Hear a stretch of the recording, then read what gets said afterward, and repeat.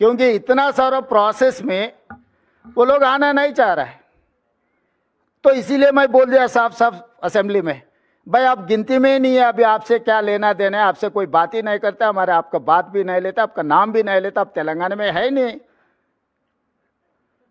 तो इसीलिए जो हम परसेप्शंस पे चलाने के लिए कोशिश करते हैं, हर जाति का लोग आएंगे, भाई हमारे 50 लाख है, हमारे 25 लाख है, हमारे 30 लाख है, वैसा गिनती गए तो 200% होगा।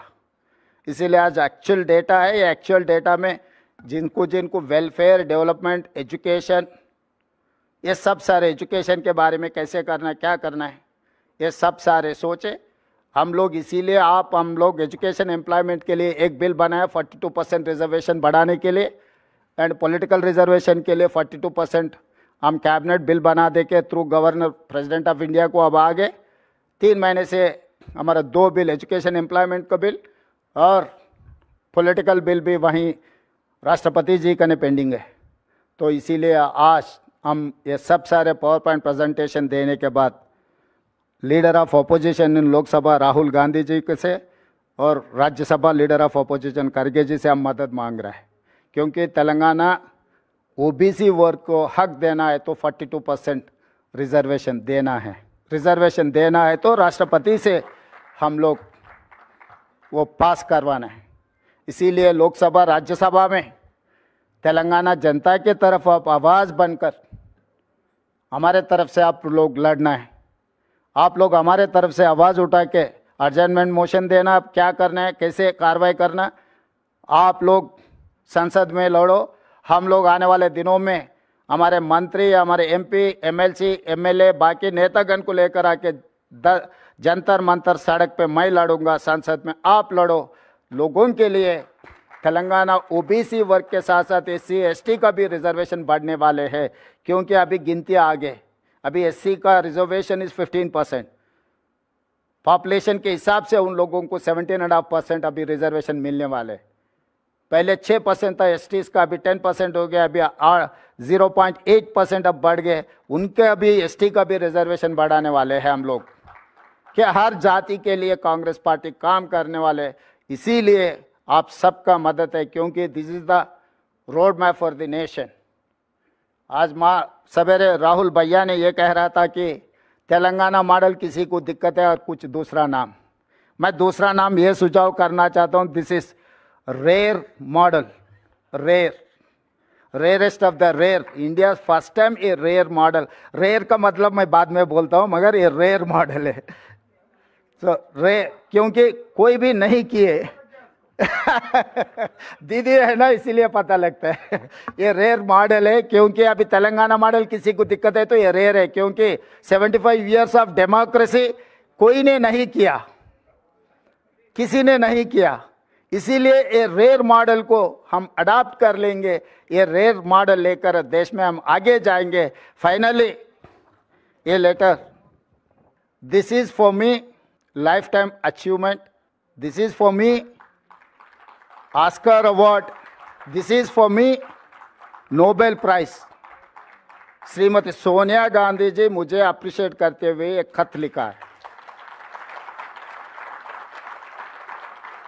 For me life time achievement, क्योंकि बहुत सारे काम कर सकता हूँ, वेलफेयर कर सकता हूँ, डेवलपमेंट कर सकता हूँ और दूसरे कुर्सी में बैठ सकता हूँ, मगर सोनिया जी अप्रिशिएशन जो लेटर खत लिखा मेरा नाम पे, सोनिया जी खुद दस्तखत कर देके, for me this is life time achievement, thank you.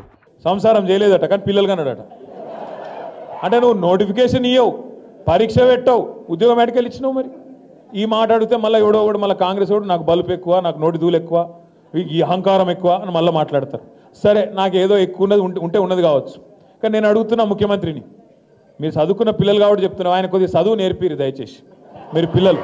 ఎందుకంటున్నా అంటే నేను చూస్తున్నా ఢిల్లీలో ముఖ్యమంత్రి గారు ఇట్లా పరవశించిపోతున్నాడు మాట్లాడుకుంటా. ఏమైందిరా వీనికే నేను అనుకుంటే, ఏమైందంటే ఆయన కట సోనియా గాంధీ ఉత్తరం రాసిందట. ఏమని?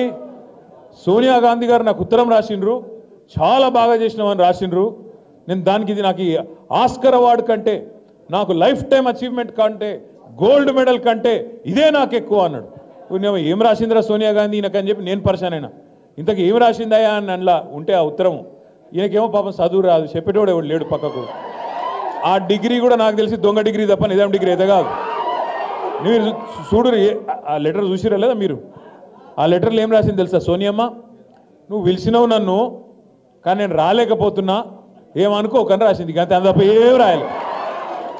దానికి ఈయన పట్టుకొని, ఇగో ఇది నాకు ఆస్కర్ అవార్డు, నీకు కావాల్సింది ఇవ్వాల్సింది ఆస్కర్ అవార్డు కాదురా నాయన, నీకు ఇవ్వాల్సింది భాస్కర్ అవార్డు. అదేదో సినిమాలు చెప్తారు చూడు, భాస్కర్ అవార్డు అని. ఈయన చేసిన మోసాలకు ఇవ్వాల్సింది భాస్కర్ అవార్డే తప్ప ఆస్కర్ అవార్డు అయితే కాదు. జర ఎవడో ఒకడు జర దయచేసి ఎవరో ఒకరు మీరు పోయి చదువు చెప్పురు కొద్దిగా ఆయనకు. ఎందుకంటే ఆయనకు వాళ్ళు ఉన్నదేందో తెలియదు, ఎవరో ఏదో రాసిస్తే చదువుడు తప్ప లొడలోడ ఒరుడు తప్ప ఏం తెలియదు. టైంపాస్ కార్యక్రమాలు తప్ప ఈ సంవత్సరంన్నరలో కాంగ్రెస్ ప్రభుత్వం ఏమన్నా చేసిందా? దయచేసి ఆలోచించండి. రైతులకు న్యాయం చేసిండా? రైతు బంధు అన్నాడు, 10,000 కేసీఆర్ ఇస్తుండే, నేను 15,000 ఇస్తా అన్నాడు, ఇచ్చిండా? రుణమాఫీ ఇట్లా చేసేస్తా ఎడమ చేత్తో సంతకం పెడతా అన్నాడు, అయ్యిందా? 500 బోనస్ ఇస్తా అన్నాడు, వచ్చిందా? వచ్చింది. మీరు అన్న అవద్దాలు చెప్తారు సూర్యాపేట పక్కన రాలే. ఇంకొక మాట అడుగుతున్నాను నేను, దయచేసి మీరు చెప్పాలని చెప్పి నేను కోరుతా ఉన్నా. 500 బోనస్ అన్నాడు, ప్రతి పంటకు మద్దతు ధరిస్తా అన్నాడు, ఇంకా పెద్ద పెద్ద మాటలు. కేసీఆర్ 24 గంటలు ఇస్తే నేను 48 గంటల కరెంట్ ఇస్తా అన్నాడు. చాలా మాటలు చెప్పిండు, చాలా కథలు చెప్పిండు. ఇవాళ రైతులు మళ్ళీ తిరిగి ఆత్మహత్యల పాలయ్యే పరిస్థితి వచ్చిన మాట వాస్తవమా కాదా? ఇలా రైతు బంధు 2 సార్లు ఎగ్గొట్టిన మాట వాస్తవమా కాదా? ఆలోచించమని చెప్పి నేను కోరుతా ఉన్నా. మీ తాతలని నానమ్మలను అడగండి, 2 నెలలు పెన్షన్ కూడా ఎగ్గొట్టిండు. 4,000 పెన్షన్ అన్నాడు, ఉన్న 2,000 పెన్షన్ కూడా 2 నెలలు ఎగ్గొట్టిండు ఒక గసంటోడిన. అందుకే నేను అనేది ఒకటే యాద పెట్టుకోండి. మరి వీటన్నిటి మీరు అడుగుతారు కదా, మా పెన్షన్ ఏమాయ, మా విద్యా భరోసా కార్డు ఏమాయ, నువ్వు ముసలోనికి ముసలవ్వకి ఇద్దరికి ఇస్తా అంటివి కదా పెన్షన్లు ఏమాయని మీరు అడుగుతారు. అందుకే మిమ్మల్ని బిజీగా పెట్టాలి యూట్యూబ్లో. అంటే ఏం చేయాలి? కేటీఆర్ గాడు హీరోయిన్ల ఫోన్లు ట్యాప్ చేస్తుండని పెట్టాలి. పెట్టగానే మీరేం చేస్తారు? కిసుకొని వత్తుతారు. వత్తగానే ఆడ వానికి మళ్ళీ వాని ఖాతాలో పైసలు పడతా ఉంటాయి యూట్యూబ్ వానికి. నేను అడుగుతా ఉన్నా, ఈరోజు నేను ముఖ్యమంత్రిని అడుగుతున్నా. నిన్నగాక మొన్న నువ్వే చెప్పినావు కదా ఢిల్లీలో, ఏమన్నాడు రేవంత్ రెడ్డి నిన్నగాక మొన్న? ట్యాపింగ్ ఏముంది, చట్ట వ్యతిరేకం ఏం కాదు, అది మా గవర్నమెంట్ కూడా చేస్తూనే ఉందని చెప్పిండు. మరి ఈ 18 నెలలు పీకనికి చెప్పినావా ఇది ఇల్లీగలు బిల్లీగలు, వీళ్ళు ఏమో అయింది అల్లం బెల్లం, దేనికోసం చెప్పినావు? మరి ఇన్ని రోజులు పబ్లిక్ అందరినీ పిచ్చోళ్ళని చేస్తుంది చెప్పినావా? ట్యాపింగు టూపింగు అని చెప్పి ఎందుకు చేసినట్టు ఒకటే కారణం ఆయన కెరికే. ఎందుకంటే ప్రజల దృష్టి మలచాలే, ప్రజలను మొత్తానికి 6 గ్యారెంటీలు అడగకుండా చేయాలి, మీరు స్కాలర్షిప్లు అడగకుండా చేయాలి, ఫీజు రీయింబర్స్మెంట్ అడగద్దు, విద్యా భరోసా కార్డు ఏది అని అడగద్దు, స్కూటీలు ఏవి అని అడగద్దు. అంటే ఏం చేయాలి? డైవర్షన్ గేమ్ ఆడాలి. ఏదో ఒకటి మీ 2 లక్షల ఉద్యోగాలు ఏవని అడగద్దు. ఏం చేయాలి మరి? మీ చేతుల్లో ఫోన్ ఉంది, అందులో కావాల్సినంత ఫ్రీ అదేమంటారు చూడు, స్టోరేజ్ ఏమంటారు దాన్ని, డేటా ప్లాన్ ఉంది. కాబట్టి మీరు ఒత్తుతూనే ఉంటారు, వాడు ఒరుతూనే ఉంటాడు. చిట్ చాట్లు బిట్ చాట్లు అనుకుంటా వాని ఇష్టమున్న మాటలు. ఓ రోజు ట్యాపింగ్ అంటాడు, ఇంకో రోజు డ్రగ్స్ అంటాడు, ఇంకో రోజు ఫార్ములా ఈ కుంభకోణం అంటాడు. నేను చెప్పిన ఫార్ములాలో కుంభకోణం లేదు, లంబకోణం లేదు, ఏం లేదురా భయ్. నేను సీదా వచ్చి నువ్వు యాడికి వస్తావు, నువ్వు కూడా రా, నేను కూడా వస్తా, ఇద్దరం కలిసి ఆ లైట్ డిటెక్టర్ టెస్ట్ తీసుకుందాం, ఎవడు దొంగనో ఎవడేందో తెలిసిపోతుంది రారాబాయ్ అంటే దానికి మాత్రం రాడు. కానీ మళ్ళా కాళేశ్వరం కుంభకోణం, విద్యుత్ కుంభకోణం, ఈ కుంభకోణం ఆ లంబకోణం అని చెప్పి 18 నెలలు టైంపాస్ మాత్రం మంచిగా చేసుకుంటూ పోతున్నాడు. దయచేసి నేను మిమ్మల్ని కోరేది ఒకటే, మనము ఈ యూట్యూబ్ పిచ్చిలా తమ్మునేల్స్ పిచ్చిలా పడితే మనం ఆ దానికి అడిక్ట్ అయిపోతే ఆఖరికి మళ్ళీ నష్టం జరిగేది మనకే.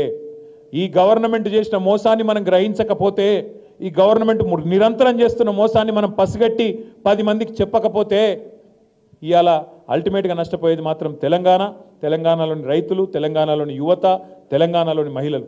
మన ఆడబిడ్డలకు చెప్పిండు, మన ఇంట్లో ఉండే ఆడపిల్లలకి ముసలోళ్ళకు 4,000 పెన్షను, ఇంట్లో కోడల పిల్లుంటే 2,500 పెన్షను అని మాట్లాడిండు. వచ్చినాయి మళ్ళీ వాళ్ళకన్నా 200 500. కేసీఆర్ ₹1,00,000 ఇస్తుండే తులం బంగారం ఇస్తాం మీదికి వెళ్ళన్నాడు, ఇచ్చిండా? అందుకే నేను అంటున్నా, మనది కాకపోతే ఎక్కడ దాకా దేకొచ్చు అని చెప్పారు వెనకటికి పెద్దలు. గట్లనే నోటికి ఎంత వస్తే అంత ఒరుకుంటూ పోయిండు. ఇవాళ ఏమైపోయిందంటే తెలంగాణలో మన సిరిసిల్లలో పెద్ద మనిషి కలిసిండు నాకు, రైతు. బాగా ముఖమంతా సీరియస్గా ఉండే, ఏం తాత మంచిగా లేవు, ఏం సంగతి సీరియస్గా ఉన్నావు అని నేను అడిగిన. ఏం చేస్తాం కొడుక, పాలిచ్చే బర్రెన ఆయనతో పక్కకు పెట్టినాం, తన్నే దున్నపోతుంది తెచ్చుకున్నాం, ఏం చేయమంటావు, గిట్లా అయిపోయింది మా పరిస్థితి. నీళ్లు లేవు, వాగులకపోతే నీళ్లు లేవు, కరెంట్ వస్తలేదు, టైంకి ఎరువులు దొరకాయి, మళ్ళా చెప్పులు ఇత్తనాలు వీడు నిజంగానే ముందే చెప్పిండు, వీడు ఆనాటి రోజులు తెస్తా అన్నాడు, నిజంగానే తెచ్చి వచ్చిండు ఆనాటి రోజులు. మళ్ళా లైన్లో మొత్తం ఏడబోతాడ చెప్పులు, ఏడబోతాడ ఇబ్బందులు, ఏడబోతాడ మళ్ళా గదే పాతలొల్లి, గదే కాంగ్రెస్, గదే దరిద్రం వచ్చింది. జల్దీ ఎంత జల్దీ వదిలించుకుంటే అంత మంచిది మనకు అని మాట్లాడుతూ ఉన్నాడు.